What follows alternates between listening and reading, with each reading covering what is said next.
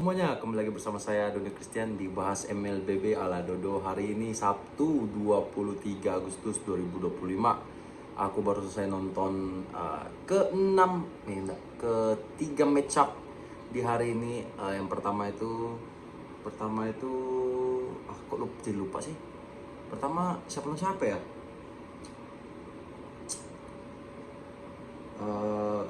BTR kan BTR Onyx. Terus gig ini dulu, gig. Wah, kok aku lupa sih. Bentar guys, aku butuh data guys. Wah, kok lupa yang terakhir itu kan alter ego apa namanya? Alter ego. Bentar, aku cek dulu. Nggak siap ternyata aku data nih, sorry guys. Karena ada 3 match jadi bisa kayak gini ya ternyata aku ya. Kok bisa lupa sih? Pokok ada match dimana Alter Ego RRQ, Onyx BTR, satunya lagi tuh Geek Liquid. Ya betul, sorry lupa. Match pertama itu TLID melawan Geek Fam, dimenangkan oleh Geek Fam 2-1. Yang aku highlight TLID menang sekali itu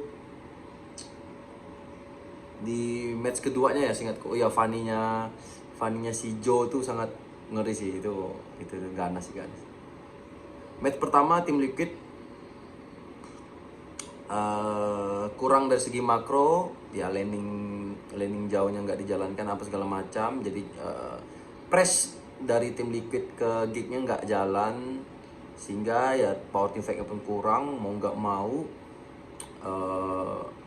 ya udah nggak segimana banget si Geek Fam.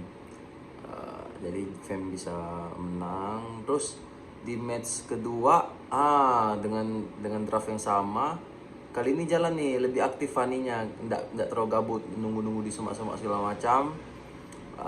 Jadi apalagi ada momen dimana dia nge-trap bisa dapat double kill itu. Tapi untungnya ISS-nya Joe ISS-nya si Mikit bisa lari itu.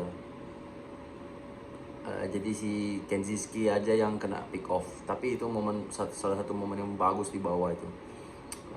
Dan ya menang di match kedua. Tapi match ketiga langsung di respect ban. Langsung nggak jalan gameplaynya sama sekali. Kayak kelihatan sekali nggak dikasih hero nyamannya langsung gini banget. Nggak bisa recover nih anak-anak player-player muda yang baru naik dari MDL tuh susah banget recover dari keterpurukan.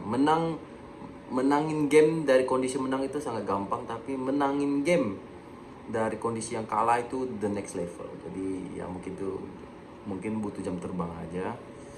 Jadi shoutout untuk Geek Fam menang 2-1 atas Tim Liquid. Ini belum turunkan Iron dan juga Favian ya, masih dengan Joe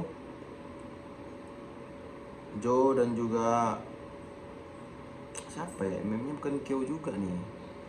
Seingatku MM-nya bukan Kyo. Ya, details.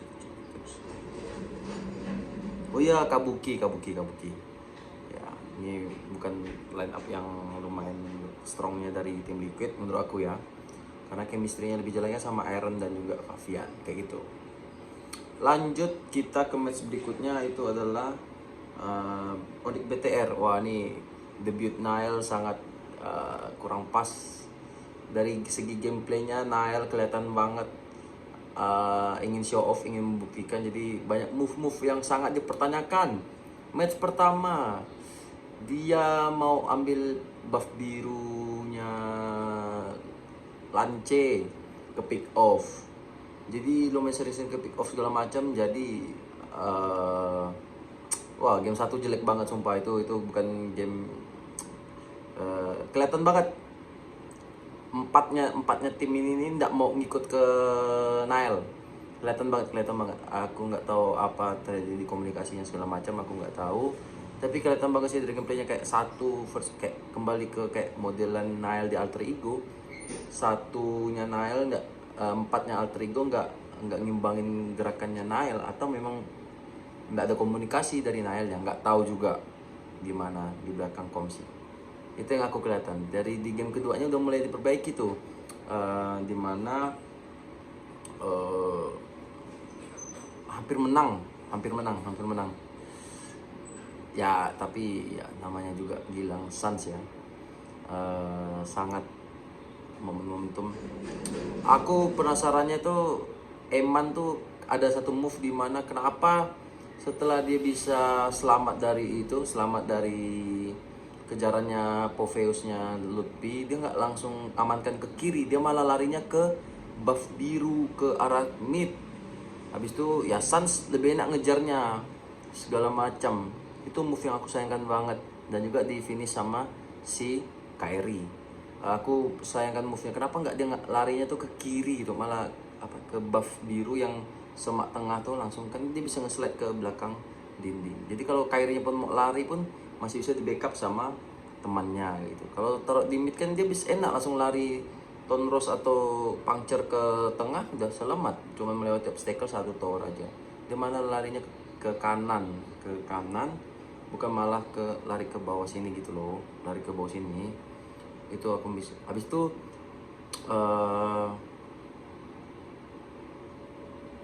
ya aku kalau kayak gitu harusnya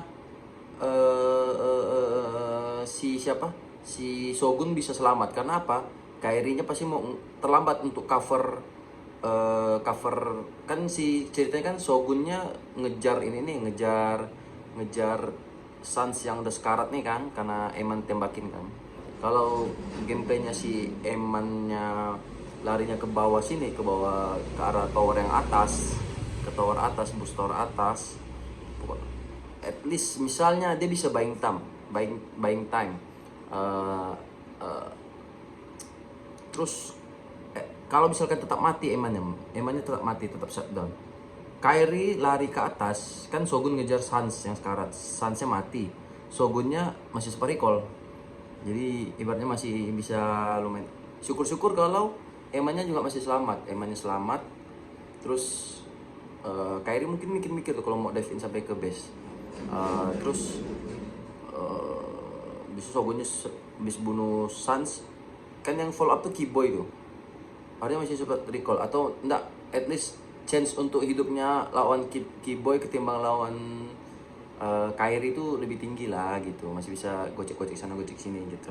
Itu aku sayangkan move di situ aja sih.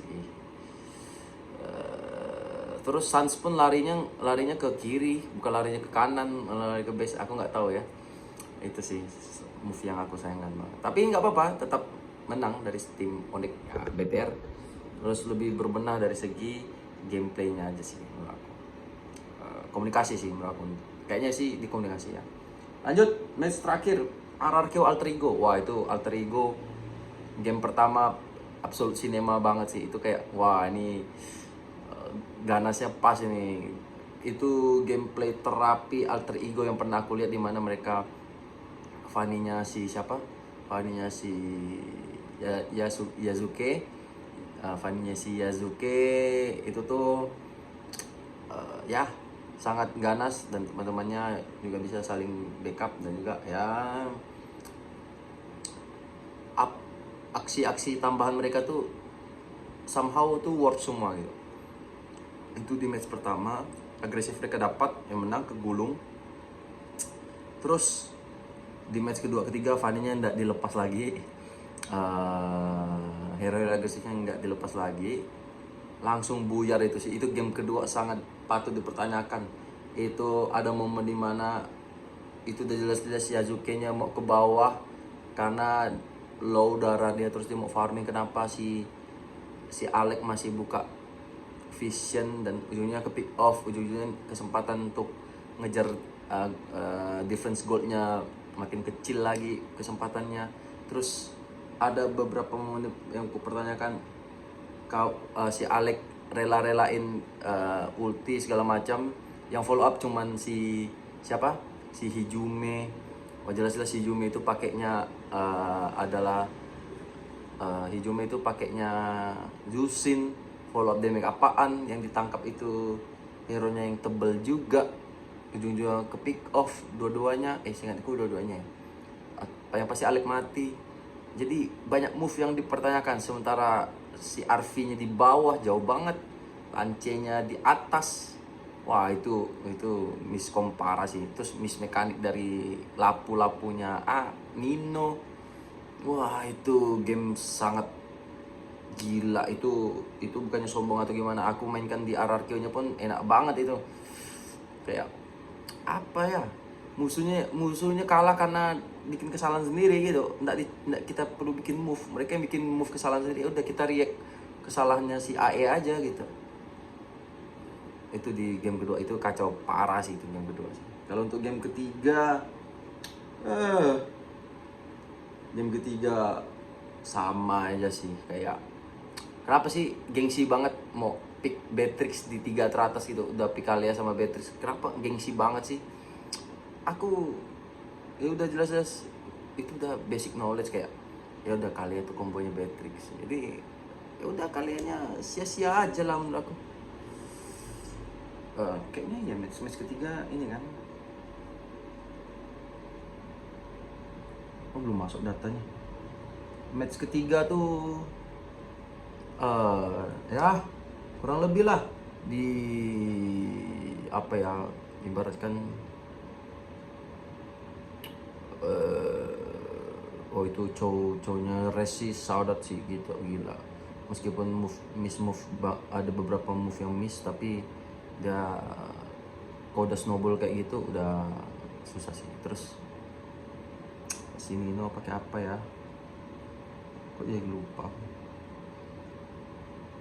Pokoknya itulah bro. sih perlu itu tadi yang statement yang aku bilang, kalau kita menangkan game dari kondisi menang itu gampang, yang penting jangan blunder aja sama jangan lepas press. Terus kalau kita menangkan game dari yang kalah itu yang susah, karena kita harus disiplin dan juga jangan move berlebihan, main rapi. Kalau ada harus peka sama move musuh, kalau ada yang offset kita hajar, pas kalkulasi damage-nya jangan miss gitu-gitu. Ya, itulah untuk highlight di ini. Oh ya, toy-nya juga prematur. Bagus banget itu. Claude, gila, Claude prematur sih gila sih, enggak ada yang bisa ini lagi sih. Udah, itu aja untuk hari Sabtu di day kedua minggu yang pertama MPLID season 16. Kita nantikan di highlight yang besoknya. Terima kasih yang sudah menonton. Jangan lupa like kalau suka, dislike aja kalau nggak suka. Dadah.